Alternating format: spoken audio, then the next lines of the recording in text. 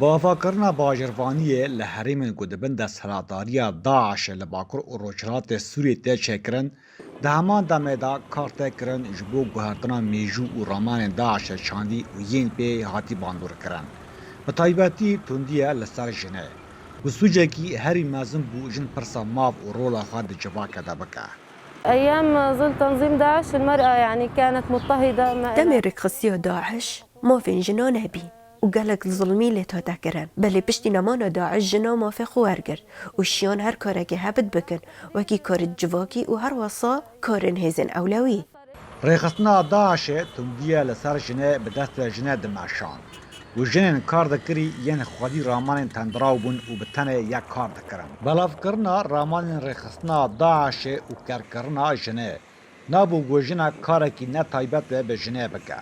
Ku ev tişt bû sedema piştî rizgarkirina ji rêxistina Daişê hejmarek mezin ji rêxistinên civaka sivîl doza mavê jinê bikin.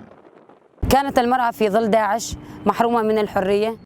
جن لدمي داعش دا چه آزادی نبی و دنگوه نتاته بهیستن و مافوه چه نبی و نچیا چه کارا بکن و او جنه چیان کار بکن اوان جی گر رقصی داعش کارت کر و کاروان او بیک و دنگ جنه دی قد بکن.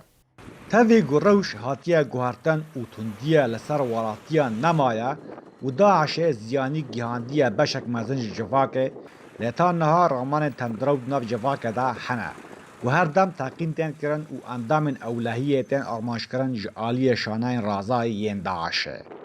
Rêberkolo, Dengê Amerîka, Raqqa.